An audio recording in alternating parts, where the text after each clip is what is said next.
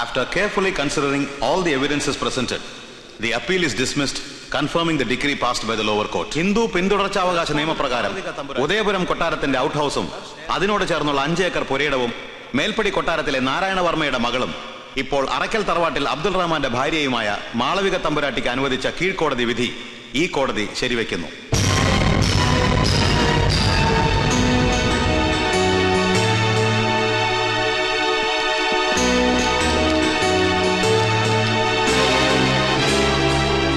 സൂചി കുത്താൻ ഇടം കിട്ടി. ഇനി നമ്മളെ നൊയിഞ്ഞു കയറി കൊട്ടാരം മുഴുവൻ പിടിച്ചടക്കും. ആലംബന. അതെന്താ കൊച്ചാപ്പ? നമ്മൾ ആലംബനാണെന്ന് പറഞ്ഞാടാ.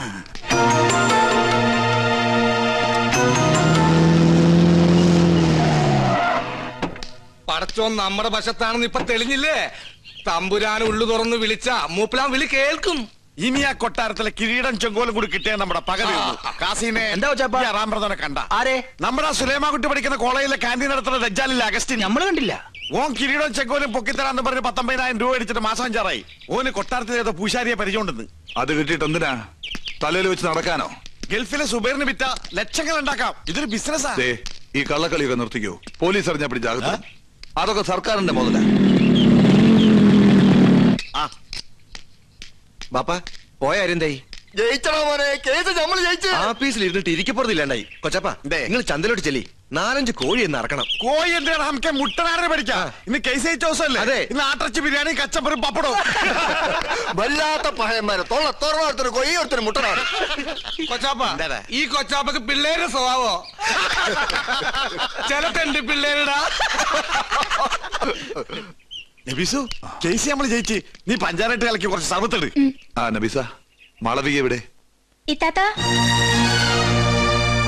എടീ, എല്ലാവരുടെയും സന്തോഷം കണ്ടില്ലേ?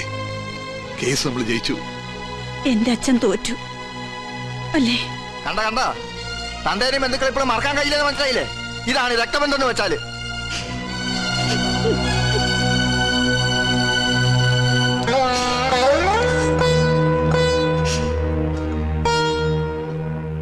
ഇത്രയും കാലം നിന്റെ മനസ്സിൽ ഞാൻ തോക്കണമെന്നായിരുന്നു പ്രാർത്ഥന.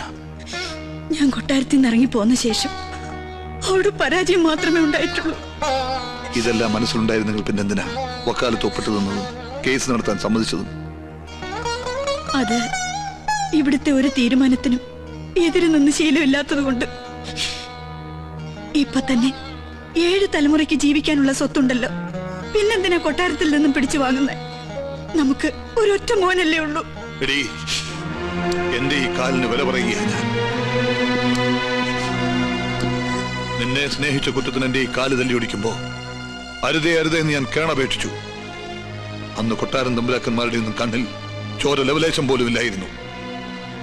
ആ കൊട്ടാരത്തിന്റെ അടിത്തറ കൂടി ഈ മുറ്റത്തെത്തിയാൽ അന്ന് ഈ കണക്ക് ഞാൻ തീർക്കും. അതുവരെ അവസാനിക്കില്ലൊന്നും. നിന്റെ കൈയും പിടിച്ച് അന്ന് ഞാൻ ഈ മുറ്റത്ത് വന്ന് കയറുമ്പോ സമുദായ പ്രമാണിമാർ പറഞ്ഞു നിന്നെ ഇസ്ലാമാക്കണമെന്ന്. ഞാൻ നിന്നെ നിർബന്ധിച്ചോ? എന്നെങ്കിലും നീ അമ്പലത്തിൽ പോണത് ഞാൻ തടഞ്ഞിട്ടുണ്ടോ? തിരുവാതിരയും വിഷുവും ദീപാവലിയും നമ്മൾ ഒന്നിച്ചല്ലേ ആഘോഷിക്കാറ്? ഞാനൊന്നും മറന്നിട്ടില്ല. ഒന്നും മറക്കാതിരിക്കാനാ പറയുന്നത്. കോടതി വിധി പ്രകാരം കിട്ടിയ സ്വത്ത് എനിക്കും എന്റെ മകനും അനുഭവിക്കാനല്ല, അപമാനിക്കാനാ. കൊട്ടാരക്കെട്ടിലെ തമ്പുരാക്കന്മാരെ അപമാനിക്കാൻ മാത്രം എനിക്ക് നിന്നോട് പറയാൻ ഒന്നേ ഉള്ളൂ. തടയരുത്. ഇതിലിപ്പോ അത്ര ദുഃഖിക്കാനൊന്നുമില്ല. ഹൈക്കോടതിന് മുകളിൽ വലിയൊരു കോടതി അങ്ങ് ഡൽഹിയിലുണ്ടല്ലോ. ഇനി നമ്മുടെ അടുത്ത നീക്കം അങ്ങടായിക്കോട്ടെ. എന്ത് വേണ്ട, കേസും കോടതിയും ഈ വിധിയോടെ അവസാനിച്ചു. ഇനി ഏത് കൊടികെട്ടിയ വക്കീല് വന്ന് സുപ്രീം കോടതിയിൽ വാദിച്ചാലും ജഡ്ജ്മെന്റ് ഇത് തന്നെ ആയിക്കൂടുന്നുണ്ടോ? വയ്യ. ഭഗവാന്റെ വിധിനിശ്ചയം മാറ്റിവെക്കാനാവില്ലല്ലോ. മക്കൾക്ക് അവകാശപ്പെട്ടത് അവർക്ക് കൊടുക്കണം. അവിടെ മാനുഷിക വൈരത്തിന് പ്രസക്തിയില്ല. സ്വത്ത് നഷ്ടപ്പെടുന്നതിലുള്ള ദുഃഖമല്ല, തലമുറകളായുള്ള ഈ കൊട്ടാരവും സ്ഥലവും കീറി മുറിക്കുന്നത് കാണേണ്ടി വരുമല്ലോ ഓർത്തിട്ടാ. അന്നേ അവന്റെ തലയറക്കേണ്ടതായിരുന്നു. അന്നും അച്ഛനായിരുന്നു എതിർപ്പ്. അന്ന് തലയറുത്തിട്ടാൽ നഷ്ടപ്പെട്ട മാനം തിരിച്ചു കിട്ടുമായിരുന്നോ? ഒരു വിധവയെ കൂടെ ചീത്തപ്പേരിനോടൊപ്പം പോറ്റേണ്ടി വന്നേനെ. വിധിപ്രകാരം നടപ്പിലാക്കിയാൽ ഔട്ട് ഹൗസും അതിന്റെ ചുറ്റുവട്ടവും അവരുടേതാവും. അവിടെ മുസ്ലിങ്ങൾ വന്ന് താമസം തുടങ്ങും. പിന്നെ ഇറച്ചിയായി മീനായി. ഇപ്പൊ തീയതി നിന്ന് ഞാനാ എന്റെ മോളെ കുറിച്ച് ഓർത്തിട്ട്. ഞങ്ങൾക്കാർക്കും ഗോപികമ്മയുടെ കാര്യം ഓർത്തിട്ട് വിഷമമില്ലെന്നാണോ? എത്ര ആലോചനകൾ മുടങ്ങി.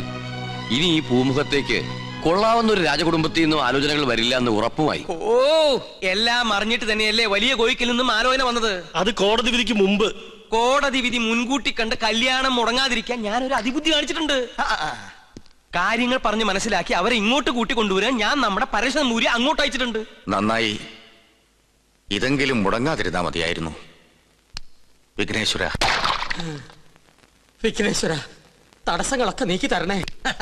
തമ്പുരാട്ടി കുഞ്ഞിന്റെ കല്യാണാലോചന എത്തവണയും മുടക്കി. മഹാപാപം. ആ ചെയ്ത പാപത്തിന് പരിഹാരമായി കൊട്ടാരൻ ദേവിക്ക് 5 വെടിവഴിപാടും കഴിച്ചിട്ട് നോ വന്നിരിക്കണത്. എന്നാലും നിങ്ങൾ എന്തിനാ കല്യാണം മുടക്കിയത്?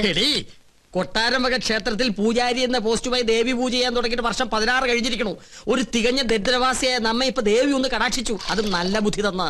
എന്തു ബുദ്ധി? കേട്ടോളൂ, ഈ കല്യാണം കൂടി മുടങ്ങിയ വാർത്ത കൊട്ടാരത്തിൽ അറിയുമ്പോ അവരാകെ ഒന്ന് പതറും. മനസ്സ് പതറുമ്പോ കവടി നിരത്തും. കവടി നിരത്തിയാൽ ഫലം ശത്രുദോഷം, പരിഹാരം പൂജ. കൊട്ടാരം പൂജാരിയെ നോമതി യാഗമാക്കി മാറ്റും. ഒരു സ്വയംവര യാഗം. അതിലാണ് നമ്മുടെ രാജയോഗം. നോം ലക്ഷങ്ങൾ അടിച്ചു മാറ്റും. ഈ 5 ഏക്കറും വീടുന്നോ സ്വന്തമാക്കും. ഇവിടെ എന്നെ നോം രാജ്ഞിയാക്കും. അതുവരെ നിങ്ങളെ ജീവനോടെ വെച്ചേക്കോ ഈശ്വര. എന്താ ഈശ്വരൻ നമ്മെ കൊല്ലൂന്ന് നിന്നോട് പറഞ്ഞുവോ? ഈശ്വരനല്ല കൊല്ലാൻ പോണത്. നിങ്ങൾ കൊട്ടാരത്തിൽ നിന്ന് കട്ടുകൊടുക്കാന്ന് പറഞ്ഞ കിരീടവും ചെങ്കോലും ചോദിച്ച് ആ അഗസ്റ്റ് വീണ്ടും വന്നിരുന്നു. എന്നിട്ട് അവൻ എങ്ങോട്ട് പോയി? കൊട്ടാരത്തിലേക്ക്. കൊട്ടാരത്തിലേക്കോ? എന്റെ ദേവി! അഗസ്ത്യ!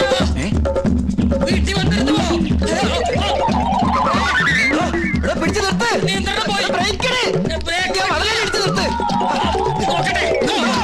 ഇത് കുഴിയാണല്ലോ.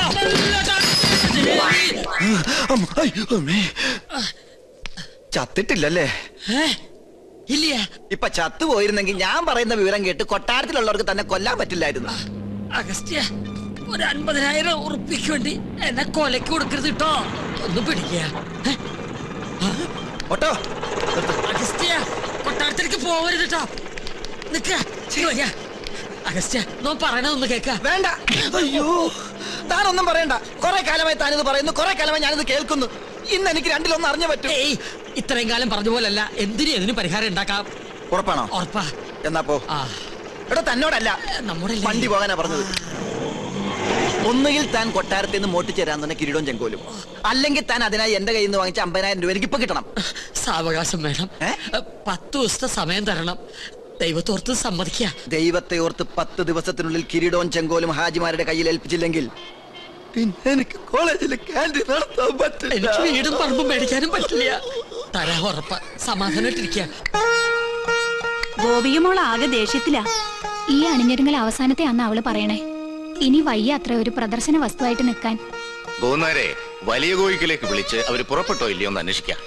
വേണ്ട, മുടക്കി. ആര്? അല്ല, മുടങ്ങി. അതും മുടങ്ങി. കാര്യങ്ങൾ പറഞ്ഞ് മനസ്സിലാക്കി അവരെ കൂട്ടിക്കൊണ്ടുവരാനല്ലേ തന്നെ പറഞ്ഞയച്ചത്. നമ്മെ കൊണ്ട് ചെയ്യാൻ പറ്റുന്നതൊക്കെ നാം ചെയ്തു. ഉദയപുരം കൊട്ടാരവുമായി ഒരു ബന്ധവും അവർക്ക് സ്വീകാര്യമല്ലത്രേ.